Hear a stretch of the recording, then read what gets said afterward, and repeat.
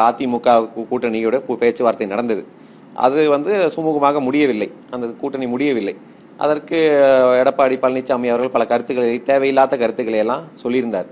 அது அது அவர் அரசியல் ரீதியாக சொல்லியிருந்தாலும் அது இந்த சமூகத்தில் மிகப்பெரிய முகச்சுளிப்பை, அதிமுகவை இந்த தென் தமிழகத்திலிருந்து அப்புறப்படுத்துவதற்கான ஒரு பேச்சாக அவரே பேசிவிட்டார். 10 தொகுதிகள் கேட்போம் என்றால் அது 10 தொகுதிகள் கேட்ப 10 விட அதிகமாக கேட்குவதற்கு புதிய தமிழுக்கு உரிமை இருக்கு. காரணம், அதிமுக ஜெயலலிதா அம்மையார் இருந்த போல இன்றைய காலகட்டத்தில் வலுவாக இருக்கக்கூடிய கிடையாது. கன்னியாகுமரி பாராளுமன்ற தொகுதியில் அதிமுக தனித்து களம் கண்டு 4 லட்சம் வாக்கு வாங்குச்சு.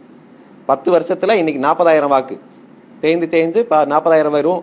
ஒரு மாவட்டத்தில் 6 சட்டமன்ற தொகுதியில் 40,000 வாக்கு தான். திருநெல்வேலியில் 8% வாக்கு, ராமநாதபுரத்தில் 10% கீழே, தேனியில கீழே.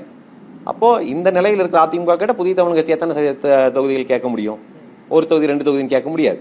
அப்போ அதுக்காக 10 தொகுதிகளில் கேட்குறோம். அப்போ அது வெறும் புதிய தமிழ் கட்சிக்கானது மட்டும் கிடையாது. ஒட்டுமொத்த தேவேந்திர குல சமுதாயத்திற்கான பிரதிநிதித்துவத்தை நாங்கள் கேட்குறோம். அந்த கேட்கறது தான் அந்த 10 தொகுதி.